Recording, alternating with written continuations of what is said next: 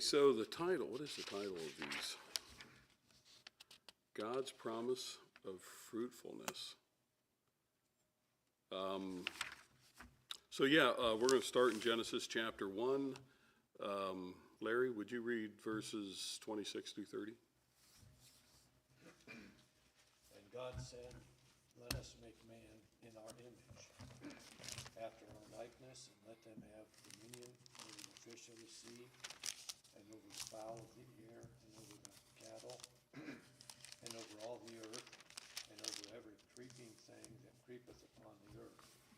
So God created man in his own image. In the image of God created he him. Male and female created he them. And God blessed them, and God said unto them, "Be fruitful, and multiply, and replenish the earth, and subdue it, and have dominion over the fish of the sea, and over the fowl of the air, and over every living thing that moveth upon the earth." And God said, "Behold, I have given you every herb-bearing seed which is upon the face of all the earth, and every tree in which is the fruit of a tree yielding seed. To you it shall be for meat, and to every beast of the earth, and to every fowl of the air, and to everything that creepeth upon the earth, wherein there is life, I have given every green herb for meat," and it was so. Okay, so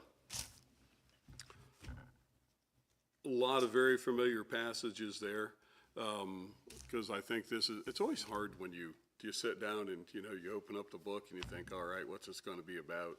And it's about something that we have all read more times than we can probably care to count.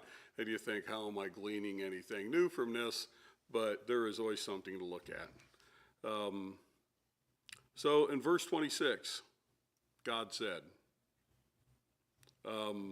just an interesting way to start. God said. So he's thinking. He's coming up with a plan. He's going to unveil it to us. And then he says, let us. Who's us? There's a lot of speculation about who us is, but let us make man in our image, and pluring, and after our likeness.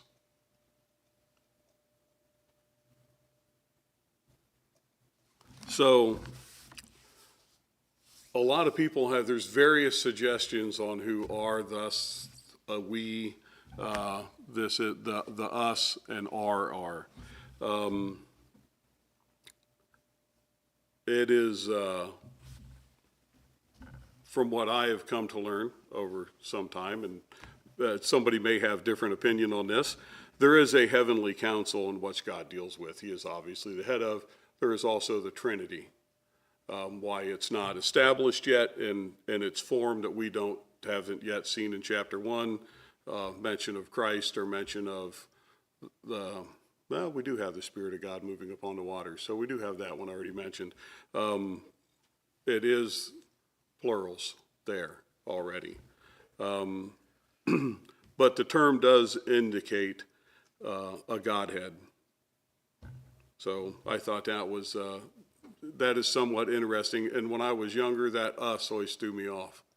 Who is us?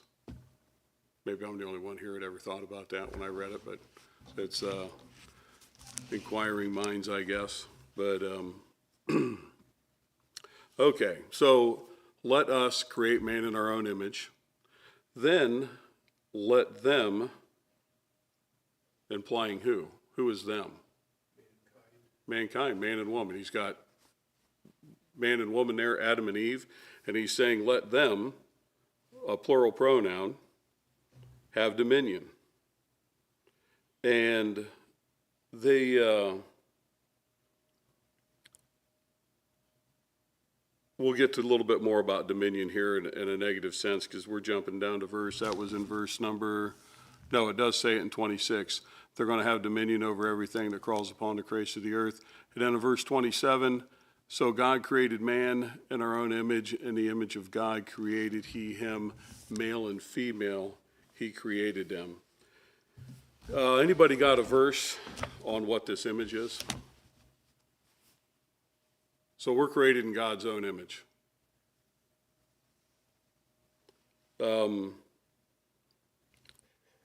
It's not precisely defined what that image is. There is, as you can imagine, a variety of opinions on such things. But anybody, Bob's looking, one of the Bobs, got an idea on what the image, we're created in the image of God. What is that? What does that mean? Well, I'm just gonna say, I think it's not just form. There's attributes, some attributes that God has that we have. But Because God is spirit. The New Testament tells us that. God is spirit. To worship him, you got to worship him in spirit, not physically. So what is the image? Again, the Bible doesn't say that I know of anywhere. It's this. But what sets humanity apart? What sets humans apart from every other? God created lots of other things too. He created other animals that have blood and bleed just like we do, and not to mention all the trees and the plants and things like that. What sets us apart? Man has a soul.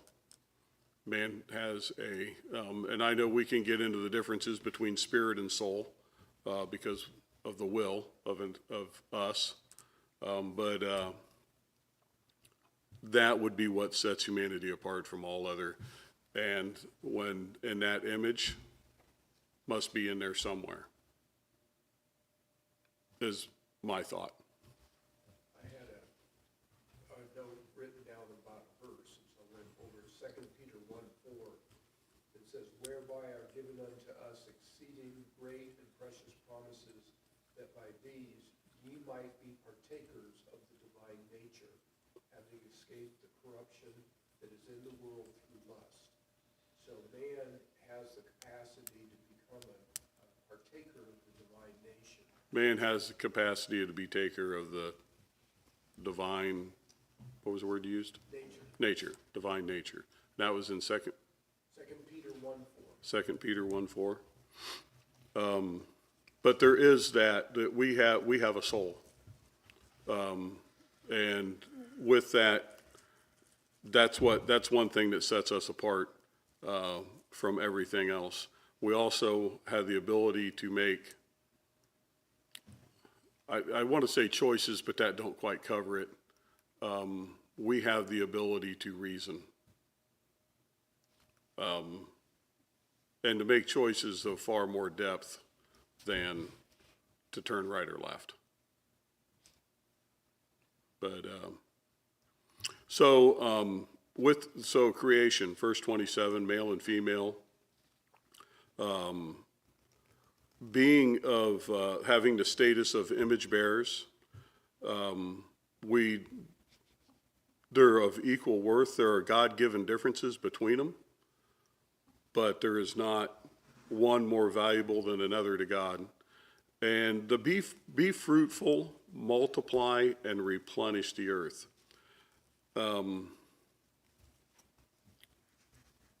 Replenish. What does that imply? It was there before, and then it's gone, now they need to put it back. That's what I get. When I read that, I've read this and that's kind of what, when I hear the word replenish, I think, well, this was full, now it's empty. If I refill my coffee cup, I'm replenishing it. And I think it has a lot to do with, English is a really dumb language, but it has to do with the re. But you never say, when I filled it up the first time, did I say, I plenished it? If it's never had anything in it before and I filled it up, would I say, I plenished that cup? No, it isn't a word. Because I did probably spend as much time on that one word as I did anything else in this lesson. any one single thing I might say, but it really, because is this the only time that command's given, to be fruitful and replenish? No, it's given twice. Bob's shaking his head. He knows the second time? No. Which Bob? Yeah, see, I'm throwing you all off, ain't I? Noah. Says the same thing in Genesis chapter 9. After everything gets wiped out, God tells Noah the same thing. It's, I think, chapter 9, verse 1. But I think the word replenish just simply means to be full or to fill. I don't understand why the re is there and we don't use the word plenish. Is it like mooses?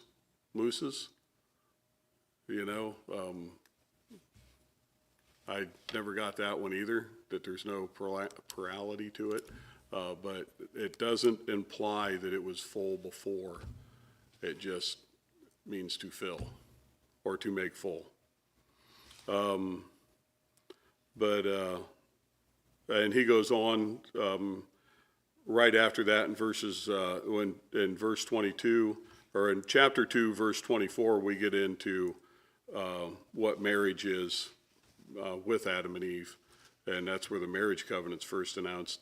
So, but yeah. So a little bit of a definition to that phrase, be fruitful, multiply, and replenish. And so in verse 28, we are to subdue, was part of this, that his job occupation, which means to have dominion or to bring under control, because he is, again, then it says, have dominion over. Reign over all the creatures of the earth. Okay, dominion, to me, when you say have dominion over something, it generally in our language comes across as being negative. Nobody that I've ever met in my life would stand up and say, oh man, it's awesome. They have dominion over me. It's the best thing that ever happened. The word has negative context. But when you get into have dominion over the fish in the sea, now there's some animals that you can domesticate. We have cows and dogs, and some of them are pretty smart, and you can train a pig to do tricks. But you can't domesticate a zebra, or so they say. Anybody ever have a pet whale? You go out, free will. Well, yeah. I guess you got something there, don't you? That's a killer shark, a whale. That's technically a mammal, but I don't know. But there's some animals that you look at, and people train elephants to do labor, but there's some animals you look at and you think, how in the world do you have dominion over a 50-ton whale?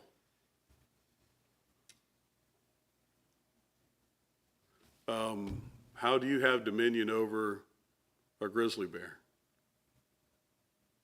Stay out of his way. To not run into one would be a good start. But I think in my mind, all of this goes toward stewardship. We have dominion over these things. It doesn't mean that you used and waste and just all the natural resources of the earth that we're given, that was created by God and given to us.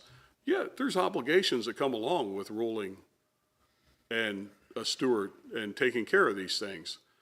Every Christian should be an environmentalist. And I'm not talking about, you guys know what I'm talking about, okay? I'm not talking about Greenpeace burning down lodges because, you're worried that somebody put a footprint on endangered dirt. But you should take care of what God created, and we should have the utmost respect for it. And you can either, I can't remember what movie it was, but I can remember watching, it might have been Dune, the original, where somebody said, if you can destroy a thing, you can control a thing. And you may not be able to have dominion over a grizzly bear, but you can wipe it into you can wipe it off the face of the earth. You can wipe it into extinction. And you can do the same thing with the fish of the sea.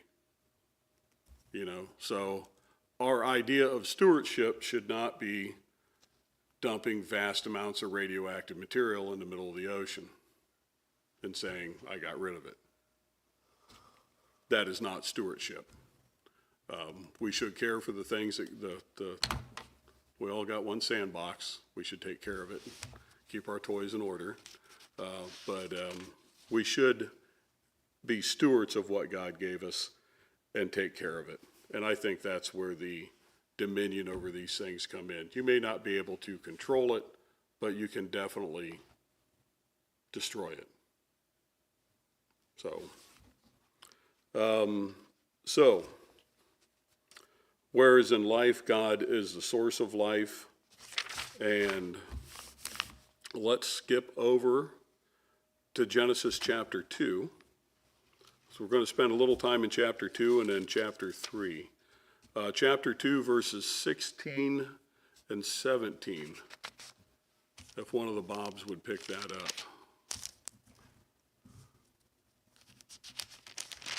And the Lord God commanded the man, saying, of every tree of the garden thou mayest freely eat, but of the tree of the knowledge of good and evil thou shalt not eat of it. For in the day that thou eatest thereof thou shalt surely die. How far do you want to go? Nope, just 16 and 17. Okay, so there's a few nuggets here that we need to get a grip on, I think, that we want to spend a little bit of time on. And so in chapter 1, we have, and God said. Okay, God created all these things, and it's always God said, God said, God said. Now, in chapter 2, how do we start off? The Lord God, which implies what? What's the difference between God said and the Lord God?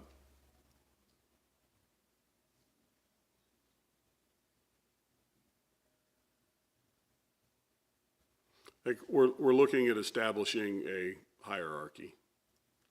Who's in charge? I think it establishes a little bit of a difference, implying master.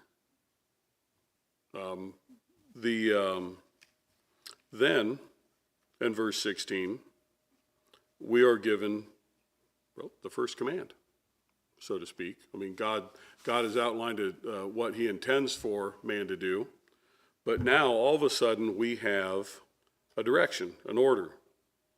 So what does that imply? Is there,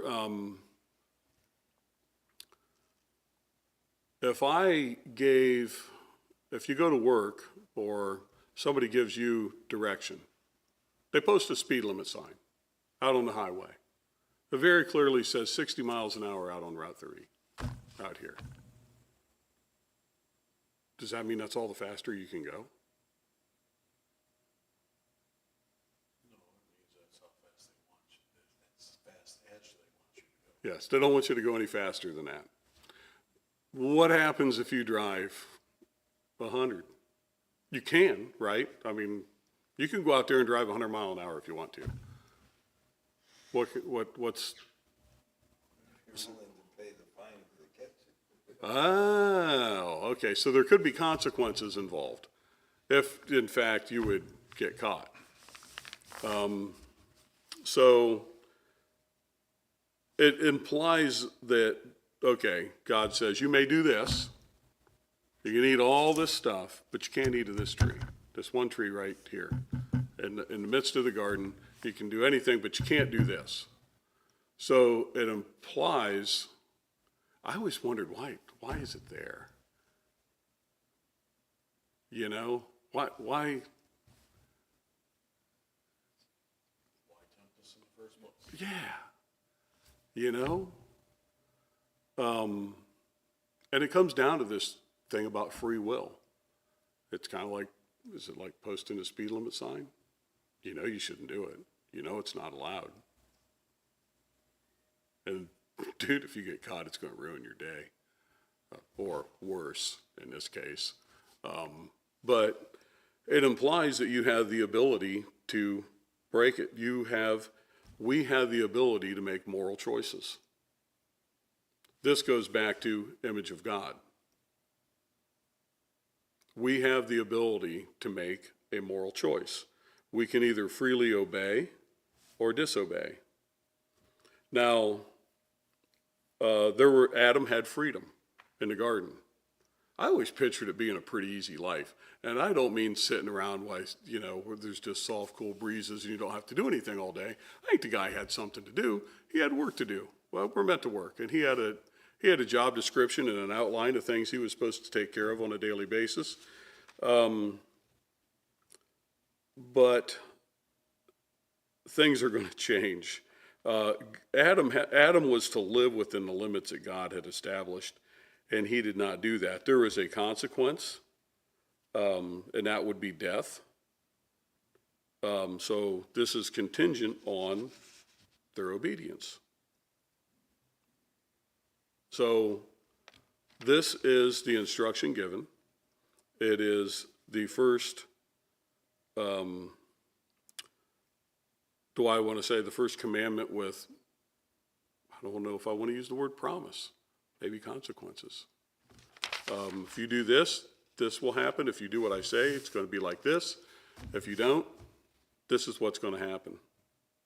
So now we're going to flip over to chapter 3 and see what happened.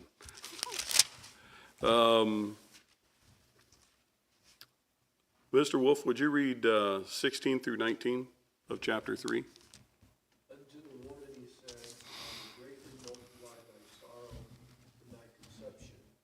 In sorrow thou shalt bring forth children, and thy desire shall be to thy husband, and he shall rule over thee.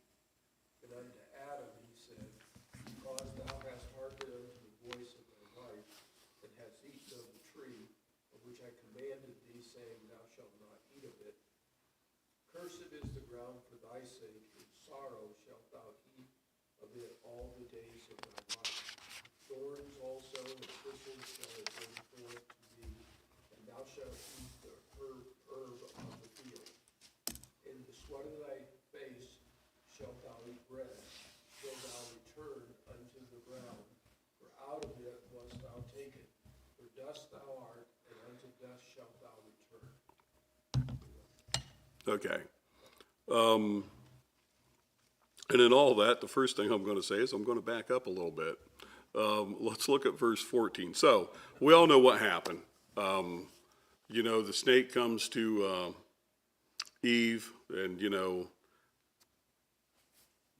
talks her into eating the fruit. And Eve talks Adam into it. So actually, I don't think she talked very hard. I think that the snake worked harder to convince her than she worked to convince him. So this all happens, and they realize they can now see good and evil and right and wrong. They were pretty innocent before that. This sets off a chain of events. So there's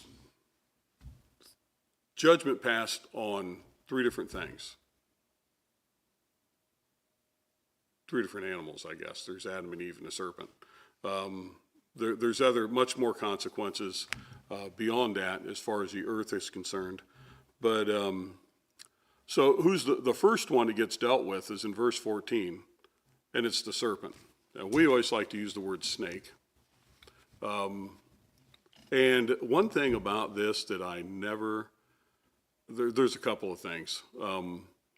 One, that it was talking to her, and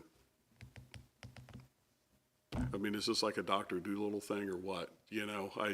I never quite got that, but what form of communication existed at that point? Don't have an idea of what the serpent looked like, but obviously, if it was forced to slither on the ground, that would imply it did not at one point. So, and that is where we get the snake. That's the serpent that slithers on the ground. But that's the first judgment is on the serpent. So because thou hast done this, thou art cursed above all cattle and above every beast of the field, and upon thy belly shalt thou go, and thou shalt eat dust all the days of thy life. The dust thou shalt eat all the days of my life. And then it's the enmity between the woman's seed and her seed. This is talking a little bit more about, I think there's some metaphor in here, where the snake itself has been cursed, but something was using the snake. And I think that's where the enmity comes in at. This is Satan at work using the beast of the field, the snake. And this is where the chapter, or the verse 15 comes in, and the enmity between women, the woman and the seed, and it's going to bruise their head. But, and that's why today, nobody likes snakes. Well, I guess maybe I shouldn't say nobody. There are some people, I suppose, that keep pets. Kind of freaks me out a little bit, but anybody here have a pet snake ever? Somebody's smiling down there. Have you had one? No? Okay. Anybody like snakes? Did you? What'd you have? 6-foot black rat. Oh, just a black snake. Okay. And honestly, most snakes serve a pretty good purpose. The guy at work picked one up the other day, thought he was out cleaning up outside and thought it was a bungee strap. Turned out to be a corn snake. He said, yeah, look up the video on that. Evidently, he's pretty petrified of snakes, but, you know, everywhere at work, most places of employment, there's cameras on you every day, you know, all the time, but, yeah. But a black snake is, I wouldn't mind having one in the barn, although they freak most people out for sure. But you don't see them like I did. I feel like there used to be more snakes when I was a kid. Any old people think that besides me? Used to see them more often, Yeah. or we paid more attention to them. That might have something to do with it. Maybe I spent a whole lot more time outside when I was 7. But I can remember seeing black snakes often. And I've only seen one in the past couple of years. But it was really big. I thought it was a rope. Started walking over to it and it's like, oh, that rope's breathing. But anyway, but no, we definitely, and I don't know if what it is about snakes. People are more people are afraid of snakes than most other things. I don't know if they just automatically think that they're venomous or what, but so first, in the fall, God deals with the snake. Second, he goes to the woman. And this is where Bob started reading in verse 16. And he says, I will greatly multiply thy sorrow and conception. The pain of childbirth will be intensified, implying that there would have been labor pains before, but nothing like what it was going to be in the future. And also it says that her desire is changed. And thy desire shall be to thy husband, and he shall rule over thee. So it appears that this is a change from the way it was before. This is part of the consequence. Then he goes to the man. Now, Adam was the last to face judgment from breaking the commandment we've seen in chapter 2. And the first thing, the cursed is the ground.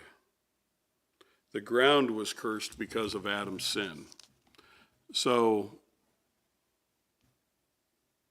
this comes down to what did he, you know, Adam had a job to do in the garden. He tended the garden and he cared for the garden.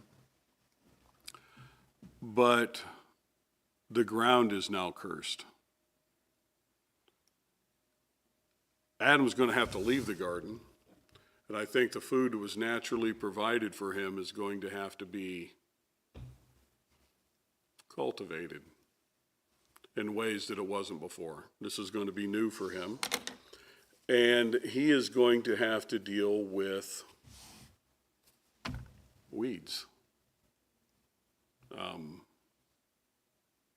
I know a botanist, or I think it's what you would call that, somebody that studies plants, will tell you there's no such thing as a weed. Everything has a name. And I can get the structure to that, but I think that there's some we could live without. I don't know what practical purpose thistles and thorns have, but I don't know anybody that plants them. But maybe somebody somewhere does. I'm not really sure why.